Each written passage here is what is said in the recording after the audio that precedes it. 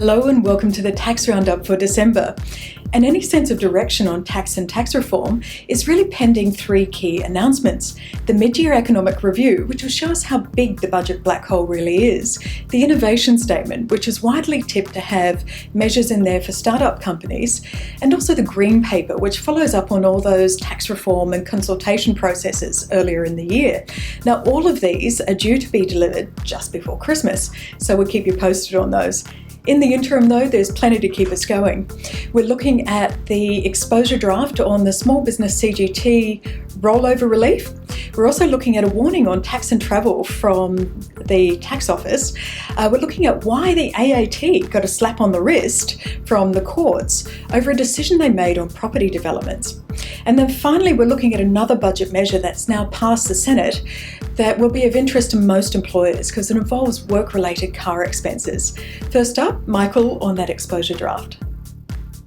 Now this month we saw the release of some information regarding one of the final bits to come out of the federal budget earlier in the year. This is around the brand new rollover rules for small businesses looking to restructure into a different entity type.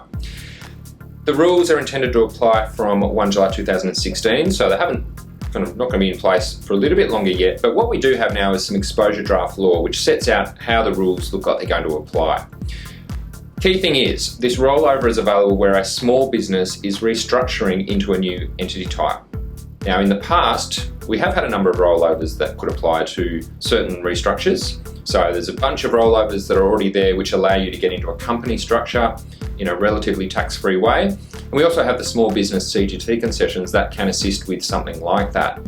Now, one of the problems with the small business CGT concessions is, particularly if the people involved in the business are under 55, in order to eliminate the capital gain completely, they normally have to put a bunch of money into super.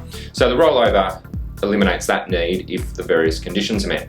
Now, there are some potential issues with the exposure draft which may or may not get addressed before the law is finalised. For example, one of the conditions for the rollover is that no consideration at all is provided for the acquisition of the business assets.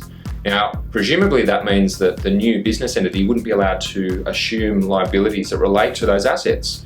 And that could be a bit of a practical problem. So we'll have to wait and see whether that issue gets resolved.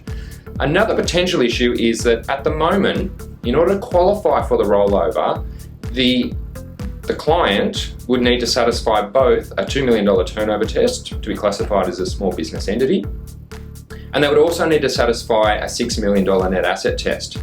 Now, if you think about the small business CGT concessions at the moment, you can access those concessions by passing one or other of those tests. You don't have to meet two. You don't have to meet both of them. The way the current draft rules are drafted for this rollover is that you would have to meet both. And we all know, those of us who use the small business concessions in practice, that utilising the $6 million test or passing that test, it can be a difficult thing to do. It may need valuations to be obtained, and that can be costly for clients as well. So that is a bit of a concern in terms of having to meet those hurdles, jump through those hoops in order to access this particular restructure, particularly where this is aimed at people who may not have got advice up front and got into the wrong structure, may not have necessarily a whole lot of money to go and spend on getting that work done to qualify for the rollover. But at a high level, it's good that there might be this other opportunity for people to restructure. The whole point of this is to allow people who've either outgrown or their circumstances have changed and the structure that they're in just isn't appropriate for them anymore, or people who jumped into a structure at the start without seeking advice or without thinking through what the ramifications of that might be longer term. So this does potentially allow them to sort out some of those problems. Final thing that's interesting about this rollover is that it extends to assets on revenue account as well. So it's not just your CGT assets that can be transferred in, your goodwill and your premises. It can also extend tax relief to things like depreciating assets, trading stock and other assets that might be held on revenue account. So that's another good feature of these rules that is quite welcome. So draft rules at the moment only. We'll have to wait and see what happens in terms of tinkering with those rules before they're finalised, but it's certainly a step in the right direction. We've got something now that we can start thinking about, and we'll just have to keep our eyes out for what happens in future with these rules. From the ATO this month, Ray looks at a warning from the ATO for employees on Curtis Island, but it also affects everybody else who may have tax and travel deductions and expenses. The ATO have provided some specific guidance in relation to a group of taxpayers that are working on Curtis Island off the coast of Queensland. However, it's one of those issues that now we have some specific guidance, it's got a much broader appeal to a wider range of taxpayers. So even though it's looking at a particular group, what they did is they focused on these employees who were receiving allowances from their employers and at the same time were claiming deductions. Now, the tax office did say, first of all, here's a timely reminder, if you have an allowance, that does not automatically mean that you are entitled to claim a deduction. You must first still have incurred an expense, and also it must be an expense that you can actually claim a deduction for. So the type of examples they were looking at was where the employer had provided an allowance for travelling, also that the employer had provided all the meals where the employees were actually working. And some of these employees were claiming deductions for the meals, even though they weren't actually paying for them, and also claiming deductions for travelling to their place of work. So the tax office, again, weren't too happy with that. So they did a review of 2014 and 2015 tax returns, noticed quite a few errors, shall we say. So what they did is they issued some guidance back in August, said, please take a look at your tax affairs and keep this specific information in mind. And then in November, they've said, all right, we're now going to start audits for employees that have claimed these deductions. So a timely reminder, if a voluntary amended assessment hasn't already been requested by amending the original tax return, the tax office are now going to come through with a lot more force and a lot less leniency on penalties. It does provide some useful guidance in that 2-page document about what an employee can actually deduct, and reminding the employers and also the tax advisors for those employees and employers, what can you deduct and what can't you deduct. A good bit of useful information to provide to the employees. In Cases this month, Mike looks at a really important case where the AAT had their decision on a property sale overturned. This month we've also seen a reversal of a decision of a case that we actually talked about earlier in the year. The Roscoe and Commissioner case that went through the federal court looks back over a decision that was handed down by the AAT earlier in the year in the WWXY case. Now this is an issue dealing with property development, property sales and how those should be taxed. Let's just do a quick recap of the facts first. Basically what we had was a company went and bought 2 adjoining blocks of land. They had residential dwellings on them already. The purpose of doing that was to then enter into a joint venture arrangement with another party. They were going to redevelop the property and then sell and make a profit.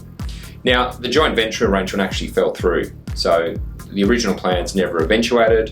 What happened was that the company that owned the land ended up renting out the dwellings, so normal residential rental arrangements.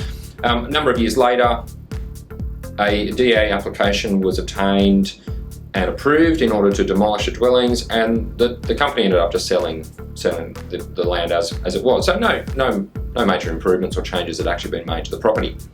Now, the taxpayer sought a private ruling from the Commissioner clarifying whether that would be taxed on capital or revenue account, and then also asked some other questions that would flow on from that.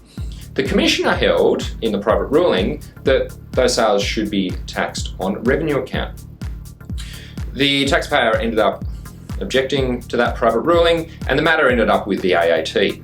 Now, you may recall from earlier in the year that the AAT agreed with the Commissioner, but the AAT kind of changed things a little bit. What the AAT said was, well, actually this was a sale that was undertaken in connection with a property development business, so it should be taxed on revenue account. So the AAT agreed that it should be taxed on revenue, but went even a step further than the Commissioner and said it's a business transaction. The AAT then said, well, even if it's not a business transaction, it would still be taxed on revenue account on the basis that it's a sale connected with a profit-making undertaking. Even though the original plan didn't come to fruition, it was still a sale that was done in connection as a consequence of a profit-making undertaking and should therefore be taxed on revenue account. The taxpayer obviously didn't like that decision, and the matter ended up with the federal court. Now, the federal court had a couple of interesting things to say. Firstly, the federal court said that the AAT was wrong in the way they went about their original decision. The main problem was that this was a case that was an objection effectively against a private ruling. When that happens, the AAT has to accept the facts as per the ruling. The AAT cannot undertake a fact-finding exercise to discover new facts. The AAT has to make their decision based on the facts as set out in the ruling. The Commissioner, in its ruling, never talked about business activities being carried on. So the federal court said Therefore, the AAT did not have the right to decide that this was a business activity and to find more information to determine whether it was a business. The federal court then said that, leaving that aside, this wouldn't be a business activity, and it also shouldn't be taxed on revenue account. This was the mere realisation of a capital asset and should be taxed, therefore, under the CGT rules. The federal court said that while there was that original intention to undertake this joint venture and develop the property, that was abandoned. This sale took place well after the abandonment of that original plan. Therefore, this was not a sale that was connected with some sort of profit-making undertaking. It was just merely the realisation of capital asset. Now, I assume that the taxpayer is much happier with that answer. What's actually going to happen is that a number of the other questions in the private ruling weren't answered properly because of that original decision being incorrect. So the federal court is sending the matter back for those other answers to be reconsidered. But on the key point, the federal court has said that this particular sale taxed on capital account, not revenue account, because of the particular facts in this situation. In legislation this month, Ray takes a look at another budget-related bill that has made its passage through the Senate. Now, this one, of course, contains the work-related car expense reforms. Over to you, Ray. A bill passed Senate that now contains yet more of the budget changes. So the interesting ones we have are zone tax offset is now going to be restricted to taxpayers who are actually living in that zone being qualified for the zone tax offset, as opposed to taxpayers who just spend a certain amount of time there. There's going to be a restriction on the FPT concessions for salary package entertainment benefits, but most importantly for the majority of individuals and employers is there has been changes in relation to work-related car expense claims. So previously, under Division 48, we had 4 different methods of claiming a car expense deduction. Now that's reduced down to 2, and this will become effective from the 1st of July 2015. What you have now is the logbook method and the cents per kilometre method, which is now being changed. That will be one set rate, 66 cents per kilometre, for all engine sizes, as opposed to the previous method, which had 3 different methods depending on the car engine size.